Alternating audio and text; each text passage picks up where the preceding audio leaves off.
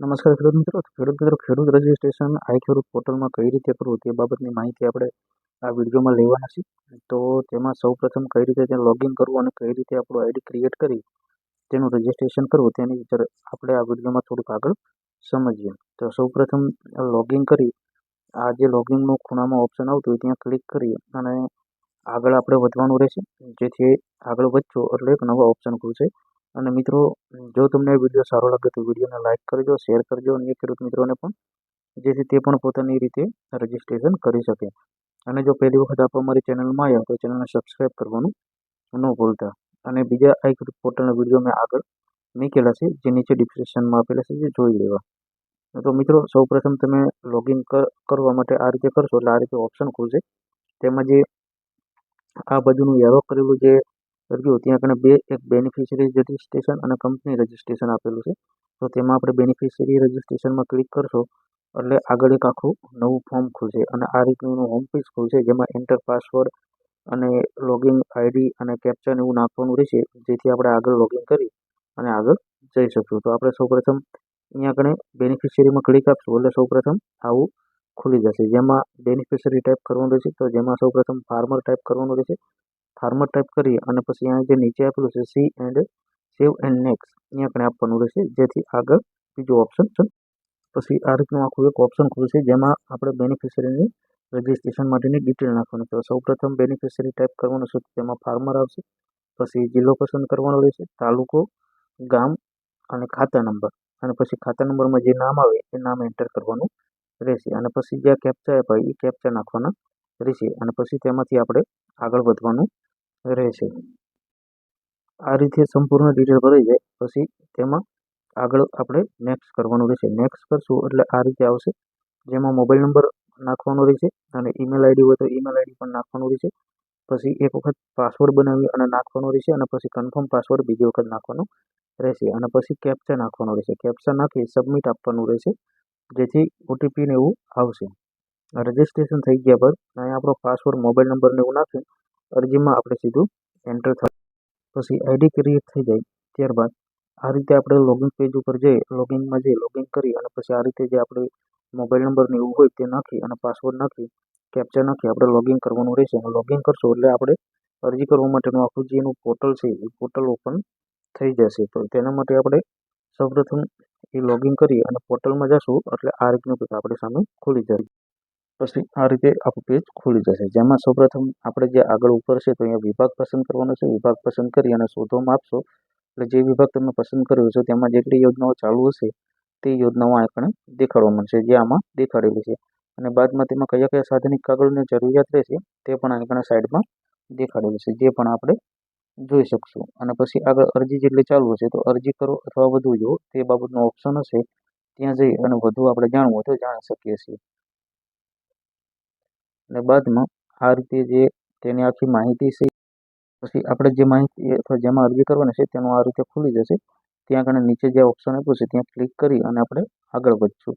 આગળ વધશું એટલે આપણે આખું એનું ફોર્મ ભરવાનું આવશે. બાદમાં આ રીતનું આખું ફોર્મ ખુલી જશે, જેમાં ફોર્મ ખુલી જાય તેમાં સૌપ્રથમ ઉમેદવારની વિગત છે એટલે તમે ઘટક પસંદ કરેલું છે, ખેતીવાડી જૂથ પસંદ કરેલું છે તે બાબતની ઉપર માહિતી છે.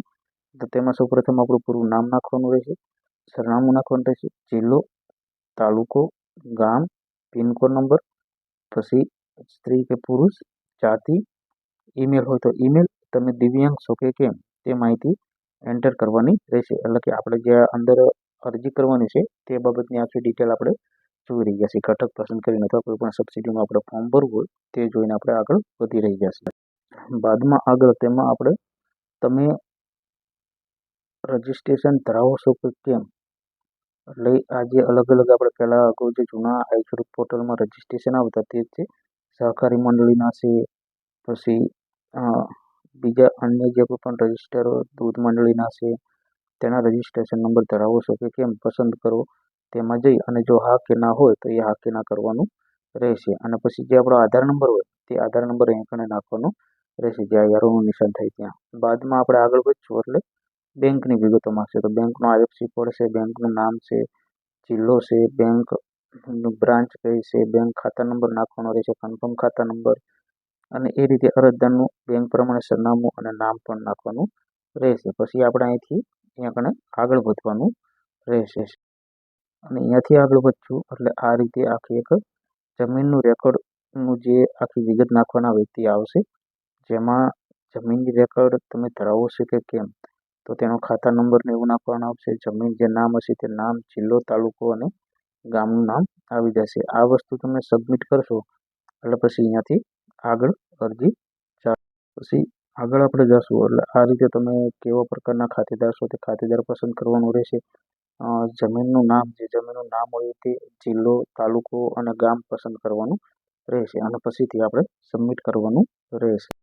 પછી જે આપણી આખી અરજી છે તો તમારી અરજી સબમિટ થઈ જશે અને તમે એપ્લિકેશન મેનુમાંથી સ્ટેટસ ચકાસી શકો છો. એટલે કે આપણે એને પછી આમાંથી આપણું સ્ટેટસ પણ ચેક કરી શકશું કે આપણી અરજી કયા લેવલ ઉપર છે. જે આપણે અગાઉનો જે મેં આપણે આઈ ખેડૂત પોર્ટલ ચાલુ થવાનું છે તે બાબતનો વિડીયો મૂકેલો છે, તેમાં મેં થોડીક ટૂંકી ચર્ચા કરેલી છે તે વિડીયોમાં. તો તે વિડીયોમાં જઈને પણ તમે એ વિડીયો જોઈ શકો છો, જેની લિંક મેં નીચે ડિસ્ક્રિપ્શનમાં આપેલી છે કે ભાઈ આપણી અરજીમાં શું શું કાર્યવાહી કરવામાં આવે છે. અને બાદમાં આ રીતે જે આપણું એનું ઓપ્શન છે સ્થિતિ આપણી અરજીનું, તો એ અરજીનું સ્થિતિ આપણને દેખાડશે. પછી અરજી નંબર હશે તે, ઘટકનું નામ શું છે, કયો વિભાગ છે, અરજીની તારીખ, જો અરજી મંજૂર કરવામાં આવી છે તો મંજૂર, નામંજૂર કરી છે તો તે, અથવા અરજી મંજૂર ના કરનાર અધિકારી કર્મચારીનું આપણે નામ પણ આપવામાં આવેલું હશે. અને અહીંથી આપણે અરજીનું જે કંઈ પણ સ્ટેટસ હોય અથવા જે એમાં પ્રોસેસ કરી હોય તે પ્રોસેસની માહિતી આપણને અહીંથી મળતી રહેશે. મોસ્ટ ઓફલી જો કે આ જે બધા ઓપ્શન આપેલા છે તે ઓપ્શન કર્મચારીઓ માટેના હોય છે, કારણ કે અધિકારી કર્મચારીના હોય છે. તેનો સબમિશન આપેલું છે, પેમેન્ટ ઓર્ડર કાઢેલો છે કે કેમ તે બાબતનું આમાં હોય છે.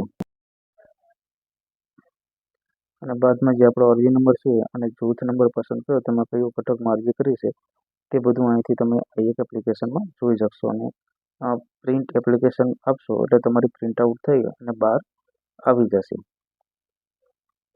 તો મિત્રો આપણે આમાં માહિતી મેળવી અને જો રજિસ્ટ્રેશન કઈ રીતે કરવું અને આપણે અરજી તેમાં કઈ રીતે કરવી તે બાબતની માહિતી આપણે વિડીયોમાં મેળવી.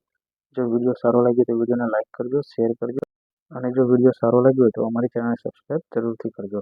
અમારી ચેનલમાં તમને પ્રાકૃતિક ખેતી, નવીન ખેતી તેમજ સરકારની આવી યોજના વિશેની માહિતી મળતી રહેશે કે જે સીધી ખેડૂતો સાથે કનેક્ટ હોય. તો અમે કોઈ નવા જ વિડીયો સાથે મળીશું. ત્યાં સુધી તમામ દર્શક મિત્રોને વંદે ગો માતરમ, વંદે માતરમ.